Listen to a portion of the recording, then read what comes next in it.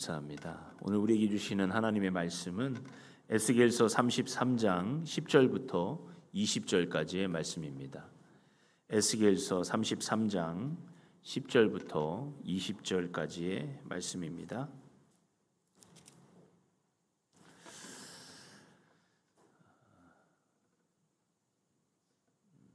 다 잘 하신 줄 알고 제가 봉독해 올리도록 하겠습니다.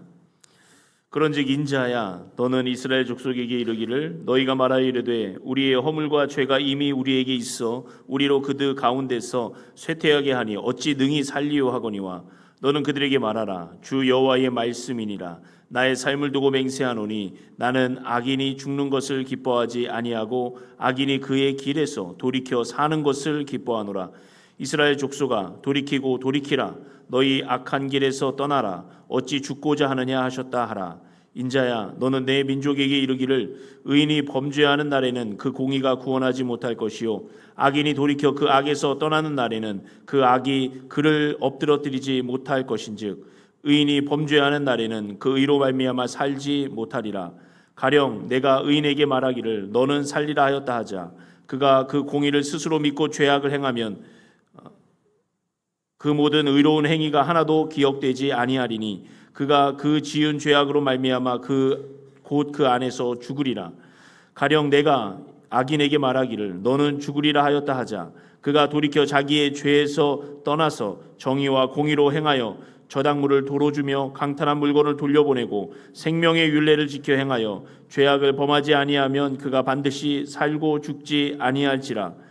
그가 본래 범한 모든 죄가 기억되지 아니하리니 그가 반드시 살리라. 이는 정의와 공의를 행하였음이라 하라. 그래도 내 민족은 말하기를 주의 길이 바르지 아니하도다 하는도다. 그러나 실상은 그들의 길이 바르지 아니하니라. 만일 의인이 돌이켜 그 공의에서 떠나 죄악을 범하면 그가 그 가운데서 죽을 것이고 만일 악인이 돌이켜 그 악에서 떠나 정의와 공의대로 행하면 그가 그로 말미암아 살리라. 그러나 너희가 이르기를 주의 길이 바르지 아니하다 하는도다. 이스라엘 족속아, 나는 너희에게 각기 행한 대로 심판하리라 하시니라. 아멘. 아멘. 자, 우리 함께 옆에 앞뒤 분들과 함께 인사 나누기를 원합니다. 무더위에 승리합시다. 네, 승리합시다. 네. 날씨가 너무 더워요. 근데 이렇게 은혜의 자리에 찾아오신 우리 성도님들을 진심으로 환영하고 축복합니다. 하나님의 은혜가 우리 유일교회 안에 이 예배 처소 안에 충만히 임하는 줄을 믿습니다. 아멘. 자, 우리가 계속해서 에스겔의 말씀을 함께 나누고 있는데요. 제가 계속해서 말씀드렸다시피 에스겔서는 크게 세 부분으로 나눈다고 했죠. 1장부터 24장까지는 이스라엘을 향한 하나님의 심판과 징계의 말씀이고요. 25장부터 32장까지는 열방을 향한 하나님의 심판이에요. 그런데 이 심판은 돌이킬 수 없는 심판입니다.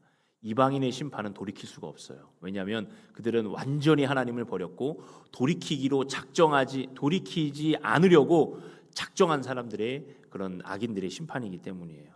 그러나 하나님의 백성들은 하나님께서 회복의 은혜를 주십니다. 하나님을 의지하고 찾는 자들, 정말 절망 가운데서도 하나님을 의지하고 어떤 상황과 순간 가운데서도 하나님을 찾는 자들에게는 하나님께서는 반드시 회복과 은혜를 주신다는 말씀이에요.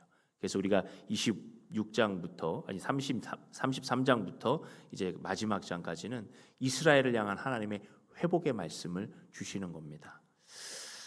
자, 오늘 우리가 함께 읽은 에스겔서 33장 10절부터 20절의 말씀에는 아주 중요한 하나님의 본심, 하나님의 진심이 담겨 있어요.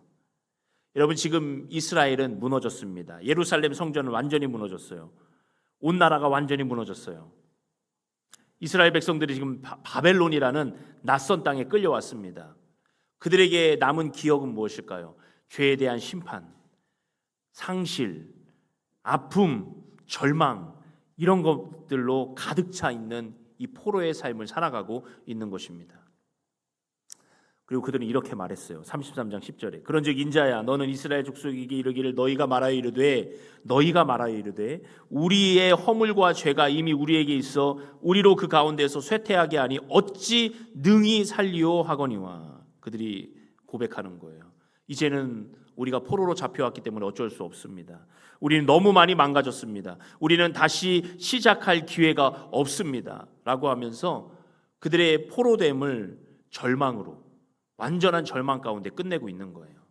그도 그럴 것이 이스라엘 백성들은 하나님께서 기회를 주셨음에도 우상 숭배를 했어요. 그러나 그들의 생각에는 우리가 아무리 우상 숭배를 해도 하나님께서 저 성전을 무너뜨리지 않으실 것이다. 하나님이 거하시는 집을 왜 하나님께서 직접 무너뜨리시랴 하면서 그들은 교만했습니다. 그리고 우리는 어느 나라에도 포로로 끌려가지 않을 것이다. 하나님의 백성이기 때문에 하나님께서 포로로 끌려가게 놔두시지 않을 것이다 라는 자고하는 마음, 교만한 마음이 그들 안에 있었다는 거예요. 그런데 그 교만이 어떻게 해요? 하루에 한순식간에 무너졌어요. 하나님께서 성전을 떠나시니까 성전이 돌 위에 돌 하나도 남지 않고 다 무너졌어요. 나라가 빼앗겼어요. 고대 시대의 전쟁은 뭐냐면 신과 신의 전쟁이라고 봐요. 그래서 바벨론의 신이 이스라엘의 신을 이겼다고 그렇게 평가하는 거예요. 그들도 그렇게 평가했어요. 우리의 하나님은 졌다. 우리의 하나님은 실패했다. 라고 그들은 생각했어요. 그렇기 때문에 그들의 마음에는 우리는 더 이상 살 소망이 없다. 우리는 끝났다라고 하는 거예요. 그러나 사랑하는 성도 여러분, 우리가 하나님의 역사를 바라보면 이것도 하나님의 계획이라는 것을 믿으시기를 바랍니다. 예레미야는 어떻게 선포했습니까? 너희들이 빨리 망해라. 너희들이 빨리 바벨론의 포로로 잡혀가라. 왜 그렇게 선포했어요? 빨리 망하고 회복해야 된다는 것을 선포해야 되기 때문입니다. 그래서 예레미야는 눈물의 선지자라고 하잖아요. 자신의 동족에게 망해라, 무너져라, 없어져라, 끌려가라 라고 선포해야 됐기 때문에 항상 눈물을 흘리면서 하나님의 말씀을 선포할 수밖에 없었다는 것입니다. 근데 하나님께서 오늘 뭐라고 말씀하세요? 11절에 너는 그들에게 말하라. 지금 에스겔 선지자에게 이스라엘에게 선포하라는 말씀을, 하나님의 말씀을 주시는 거예요. 주 여호와의 말씀이니라. 나의 삶을 두고 맹세하노니 나는 악인이 죽는 것을 기뻐하지 아니하고 악인이 그의 길에서 돌이켜 떠나 사는 것을 기뻐하노라. 이스라엘 족속아, 돌이키고 돌이키라. 너의 악한 길에서 떠나라. 어찌 죽고자 하느냐 하셨다 하라. 아멘. 하나님은 악인의 죽음, 그러니까 이스라엘 백성들이 악한 일을 행했다고 해서 그 악한 일을 행한 자가 죽음으로 끝나는 것을 기뻐하지 않으신다는 거예요. 어떻게 하신다고요? 돌이키기를 원하신다는 거예요. 두 번이나 반복하시잖아요. 돌이키고 돌이켜라. 여러분, 우리가 죄를 인정하는 것과 하나님께로 돌아가는 것은 엄연히 구분된 별개의 문제입니다. 우리가 죄를 지으면 두 가지의 현상이 일어나요. 하나는 죄를 너무 가볍게 여긴다는 거예요. 이 정도는 다 하는 거 아닙니까? 원래 나는 이런 사람이 이런 성격이에요. 몰랐어요? 누구나 다 실수를 하잖아요. 라고 자신이 범한 죄를 너무 가볍게 여기는 거예요. 또 한 가지의 경우가 있는 건 반대예요. 죄를 너무나 무겁게 여겨요. 나는 너무나 큰 죄를 지어서 살 소망이 없습니다. 나는 이제 하나님께 돌아갈 자격조차 없습니다. 나는 너무 늦었습니다. 여러분, 이 두 가지가 사탄이 원하는 거예요.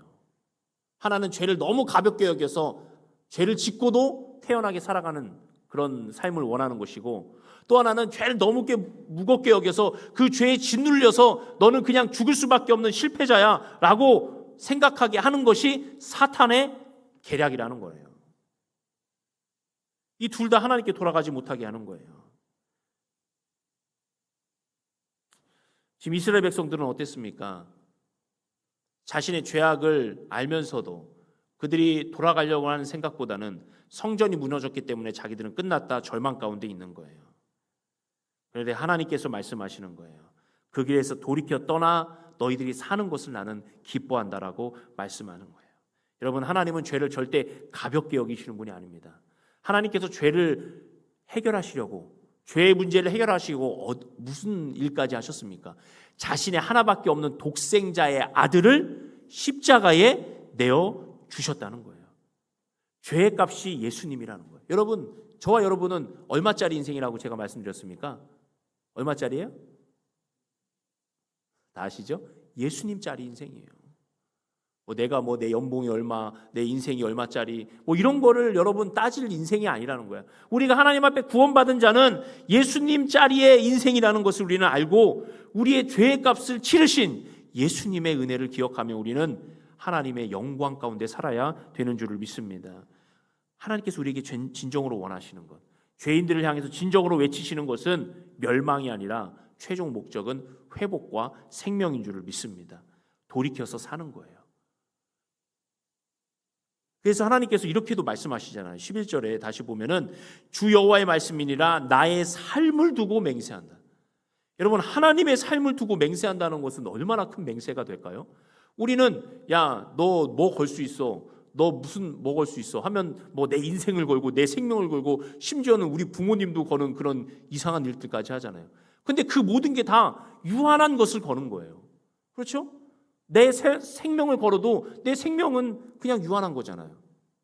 그러나 하나님께서 말씀하세요. 나의 삶을 두고 맹세한다. 여러분, 하나님의 이 약속이 얼마나 크고 하나님의 이 은혜가 얼마나 큽니까? 하나님의 삶을 두고 맹세할 정도로 하나님께서는 악인이 멸망하는 것보다 악인이 돌이켜서 하나님께로 돌아오는 것을 기뻐하신다는 거예요.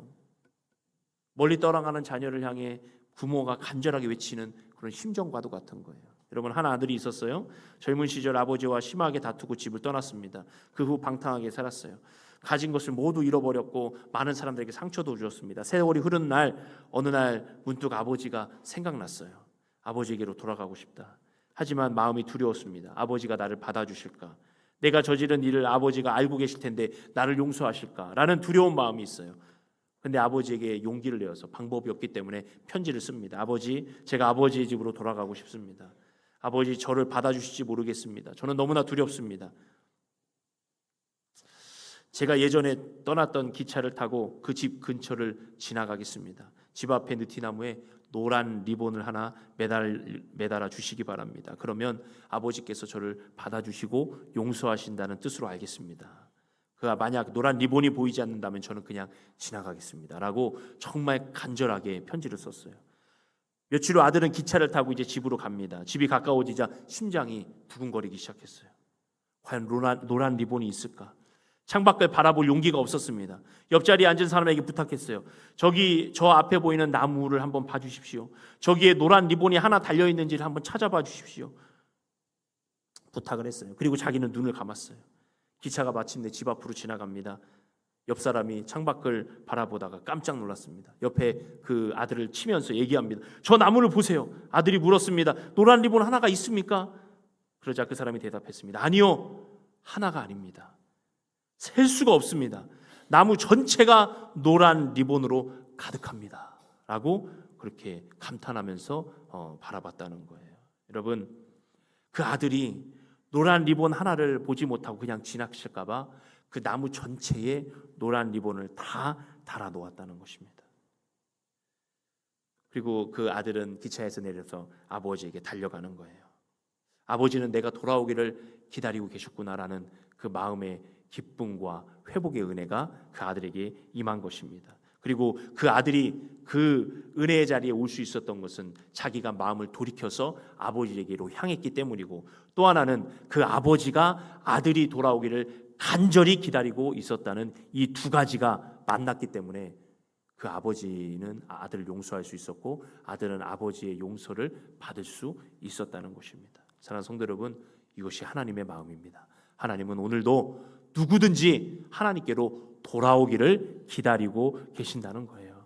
혹시 여러분, 우리의 마음 가운데도 여러 순간마다 하나님께 나가기 두려운 마음이 있습니까? 내가 너무나 많은 큰 잘못을 했고 너무나 오랫동안 불순종했고 너무나 나는 엉망이 되었고 나는 무엇인가 하나님 앞에 잘난 것이 없다라고 여러분 생각되십니까? 하나님께서는 말씀하시는 거예요. 돌이키고 돌이켜라. 우리의 죄가 크면 클수록, 우리의 잘못이 더 크면 클수록 어떻게 해요? 하나님 앞에 더 빨리 돌아가야 되는 줄을 믿습니다. 상처가 깊다고 병원에 가지 않으면 그 상처가 골마서 터지기 마련이에요.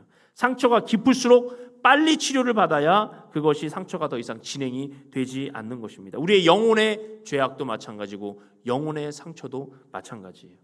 죄를 지었다면 숨는 것이 아니라 주님 앞에 우리의 환부를 드러내고 주님 앞에 돌이킬 때 치료가 일어나는 것이고 회복이 일어나는 줄을 믿습니다. 아담과 하와가 죄를 짓고 숨었어요. 하나님께서 어디 계신지 모르고 아담아 내가 어디 있느냐라고 말씀하시는 게 아니에요. 너는 그 자리에 있을 사람이 아니라 빨리 나와서 회복해라라고 하나님이 부르시는 거예요. 멀리 떠났다면 더 멀리 가는 것이 아니라 반드시 180도 돌이켜서 주님 앞으로 돌아와야 되는 것입니다. 왜냐하면 예수님의 십자가도 우리의 죄를 180도 돌이켜서 주님 앞으로 돌아오게 하는 능력의 십자가이기 때문입니다. 제가 지난주에 마이크를 들고 돌이켰잖아요. 이 하나님의 계획이신 것 같아요. 마이크가 없었으면 가지 못했을 건데 마이크가 이렇게 딱 쥐어지니까 갔다 올 수 있잖아요. 여러분, 돌이키는 은혜가 우리에게 가장 큰 은혜이고 복인 줄을 믿습니다. 하나님은 돌이키는 자에게 완전한 용서를 주시고 새로운 출발을 주시는 거예요. 여러분, 오늘 말씀의 12절부터는 의인이 죄악을 저지르면 어떻게 되는지에 대해서 말씀하고 있지만 더 중요한 것은 14절부터예요. 정반대로 죄인이 다시 하나님께 회복하려고 은혜를 구하고 하나님 앞에 죄를 가까이 하지 아니하고 멀리하면서 주님을 따르면 어떤 결과가 일어나는지를 우리에게 분명하게 말씀하시는 것입니다. 죄인이 정의와 공의를 행하면 하나님의 은혜의 자리로 돌아올 수 있다는 것을 말씀하는 거예요. 여러분, 우리는 사람에게 꼬리표를 달기 좋아합니다. 저 사람은 어떤 사람이었지, 어떤 일을 행했지, 우리는 늘 그 사람을 과거를 가지고 평가를 하고 그 사람의 행동을 가지고 우리는 그 사람을 정죄하고 그 사람을 이렇게 평가하기 마련이에요. 그러나 하나님의 평가는 우리와 다릅니다. 하나님은 과거와 현재와 미래를 동시에 펼쳐놓고 책을 펼쳐놓고 보시듯이 보시는 분이에요. 그렇기 때문에 우리의 모든 삶에 있어서 하나님은 현재를 눈여겨보신다는 거예요.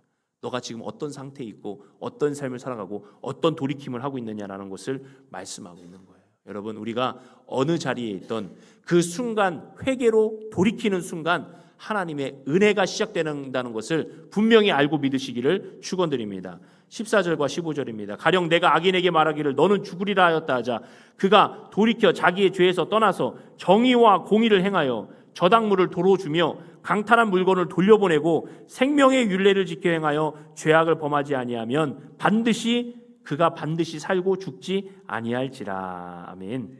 그렇죠. 여러분, 회개라는 것은 무엇입니까? 회개라는 것은 방향을 바꾸는 거예요. 회는 뉘우칠 회, 개는 고칠 개예요. 여러분, 우리는 회를 너무나 잘해요. 뉘우쳐요. 내가 잘못했지. 여러분, 이것만으로는 온전한 회개를 이루는 것이 아닙니다. 고쳐야 되는 거예요. 우리가 잘못한 것이 있으면 용서를 구해야 되는 거고, 우리가 누군가의 것을 잘못 강탈한 것이 있다면 반드시 돌려줘서 하나님 앞에 회개를 완성하는 것입니다.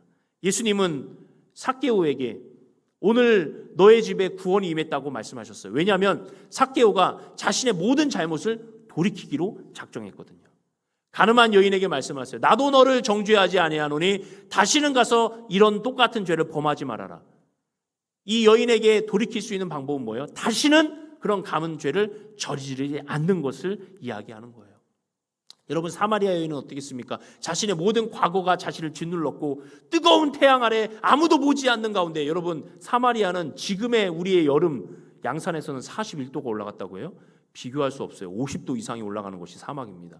그런데 자기의 과거를 들킬까 봐, 사람들이 조롱할까 봐 아무도 나오지 않는 태양이 뜨거운 그 낮에 물동이를 이고 우물을 풀어 저수지에 나오는 거예요. 그 우물물에 나오는 거예요. 근데 예수님이 거기서 만나주시잖아요. 그리고 그는 어떻게 했어요? 예수님을 만나고 자신의 물동이를 내어 던지고 동네 사람들을 만나러 들어가는 거예요. 자신의 부끄러운 과거와 상관없이 나를 구원하신 주님을 내가 만났다라고 고백하면서 그는 예수님을 전하는 자가 되었다는 것입니다. 여러분, 우리는 어느 순간에 있든지 예수님을 만나면 완전한 소망과 회복의 은혜가 임하는 줄을 믿습니다. 그것이 우리의 능력이에요. 우리에게 주신 하나님의 은혜라는 거예요. 여러분, 회개라는 것을 헬라어로 보면은 메타노이아인데, 이것은 마음과 생각과 마음이 바뀌어서 삶의 방향을 하나님께로 돌이키는 것을 이야기하는 것입니다. 하나님은 오늘 이 앉은 자리에서 저와 여러분이 하나님께로 얼굴을 향하기를 간절히 원하시고 계십니다. 어떤 일을 만났든지 어떤 상황이 있든지 하나님은 고개를 들어 하나님을 바라보고 하나님의 얼굴을 바라보는 삶을 기뻐하신다는 거예요. 여러분 구약에 잠깐 예를 들어볼까요? 삼손과 히스기야의 예를 들고 싶습니다. 삼손은 어떻습니까? 하나님께 큰 능력을 받고 태어났지만 자신의 욕망을 따라 살다가 결국 하나님의 비밀을 누설해 버렸어요. 세상 가운데 하나님의 비밀을 누설해 버렸고 결국 머리카락이 잘리고 두 눈이 뽑힌 채 블레셋 사람들의 조롱거리가 되었다는 것입니다.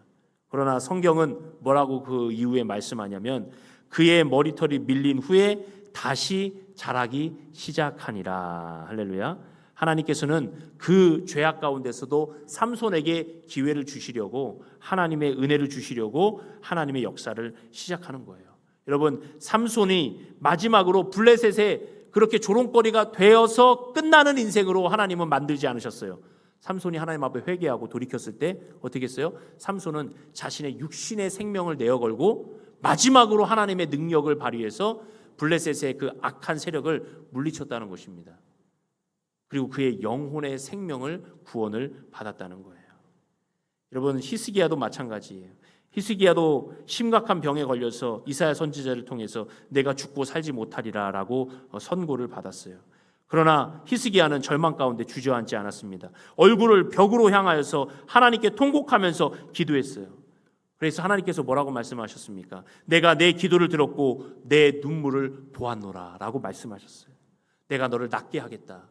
내가 그 증거로 너에게 해를 10도 뒤로 물러나게 하겠다라고 약속까지 해주셨어요. 여러분, 하나님의 약속이 얼마나 큽니까? 이 삼손과 히스기야를만 봐도 하나님 앞에 돌아오는 자들에게 하나님께서는 어떻게 은혜를 베푸시고 어떻게 회복의 은혜를 주시고 어떻게 하나님의 영광을 드러내실지를 분명히 우리에게 보여주시는 거예요.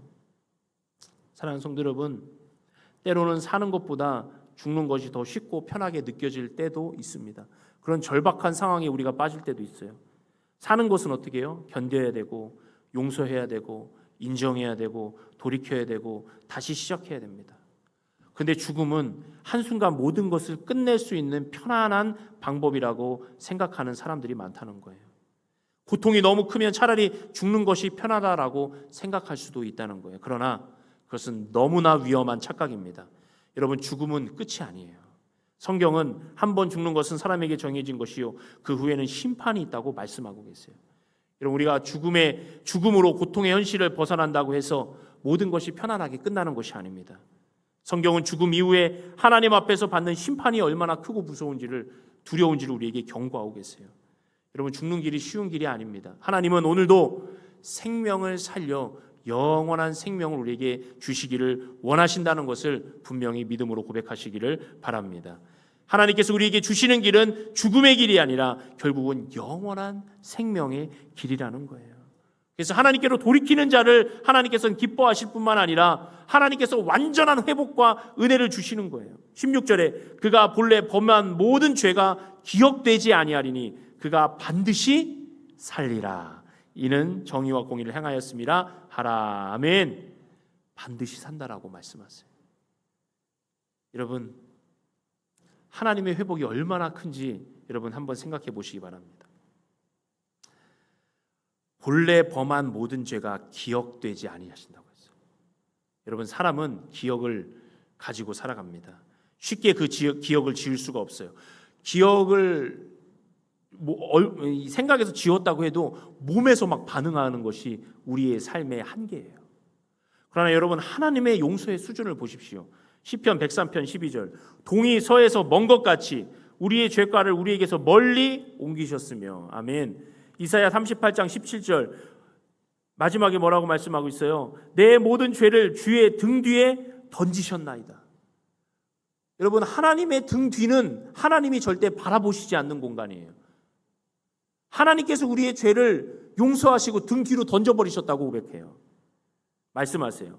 이사야 43장 25절 나 곧 나는 나를 위하여 내 허물을 도말할 자니 내 죄를 기억하지 아니하리라.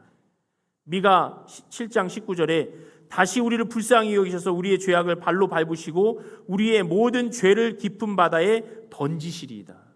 여러분, 깊은 바다는 이스라엘 백성들에게 그 고대 근동의 역사에 있어서는 스올과도 같은 곳이고 전혀 인간이 닿을 수 없는 장소예요. 그런데 하나님께서 우리의 죄를 그 깊은 바다에 던지셨다고 말씀하시는 거예요. 던지신다고 말씀하시는 거예요. 성경을 봐도 하나님께서 사용하신 사람들 중에 그 과거와 삶이 완벽했던 사람은 아무도 없습니다. 여러분, 완벽한 삶을 살았던 그런 사람이 있다면 저에게 좀 알려주세요. 제가 그걸로 좀 박사학위 좀 한번 따보고 싶습니다. 완벽한 사람은 없어요. 누구도 하나님 앞에서 완벽하다고 자부할 사람도 없고, 하나님이 쓰신 사람들 중에 하나님이 완벽하다고 처음부터 인정하고 그를 완벽한 가운데서 쓰신 사람은 없다는 것이에요. 누구나 시험을 받았고, 누구나 죄악을 범했고, 누구나 하나님 앞에 연약한 가운데서 하나님을 찾았다는 거예요. 여러분, 우리가 하나님의 역사와 하나님의 은혜를 믿음으로 바라보면서 오늘 살아가는 삶이 되어야 될 줄을 믿습니다. 사람의 생각을 하면 안 돼요. 17절에 보면 그래도 내 민족은 말하기를 주의 길이 바르지 아니하다 하는도다. 그러나 실상은 그들의 길이 바르지 아니하리라. 여러분, 우리의 사람의 생각은 어때요? 아니, 저렇게 실컷 죄를 지었는데 하나님께서 용서하신다고? 어떻게 저렇게 의인은 한 번의 죄를 짓고 저렇게 심판을 받을 수 있지? 그리고 어떻게 저런 죄인이 하나님 앞에 돌아와서 하나님의 사람이 될 수 있지? 우리 인간의 얇은 생각으로는 이런 생각을 할 수가 있어요.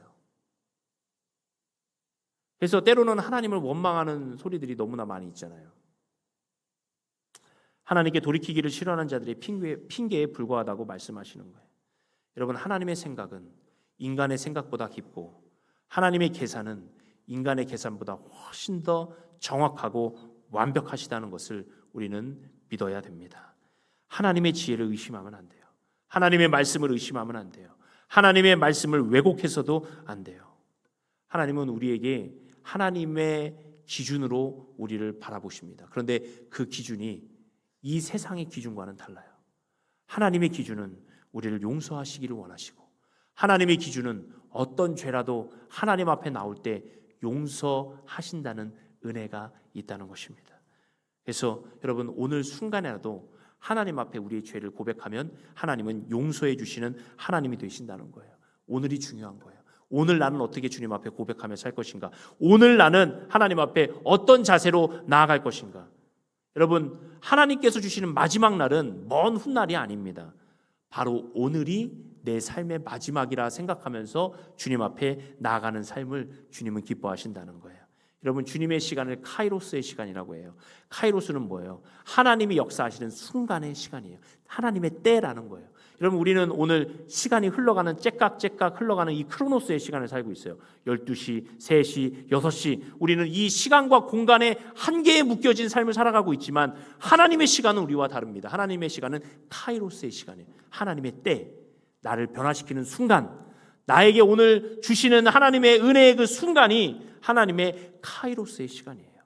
저와 여러분은 오늘 그 시간을 살고 있는 것입니다. 그러므로 어느 자리에 있든 어느 순간에 있든 여러분이 어떤 영혼을 만나든 그 영혼들에게 선포하시길 바랍니다. 하나님은 너를 오늘 용서하시기를 원하고, 하나님은 너를 오늘 구원하시기를 원하신다 라고 고백하고 전하고, 우리가 주님 앞에 믿음으로 서는 귀한 삶이 되시기를 간절히 축원드립니다. 우리에게 허락된 시간은 언제나 오늘이에요. 예수님께서도 말씀하세요. 너희는 깨어 있으라. 어느 날에 주가 임할는지 알지 못한다라고 말씀하고 있어요. 여러분, 우리는 그 때와 시간을 알지 못하지만 하나님은 오늘 그 시간을 붙잡고 계시는 줄을 믿습니다. 그래서 하나님을 신뢰하세요. 하나님을 의지하세요.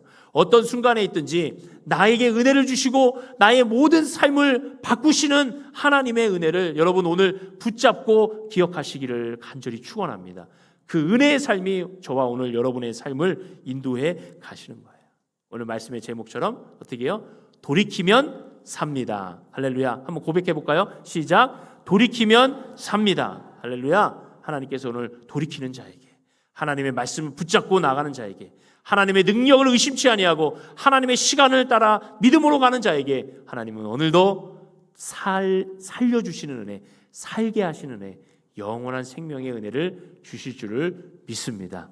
그 은혜가 저와 여러분에게 충만히 임하기를 주님의 이름으로 축원합니다. 아멘. 기도하겠습니다.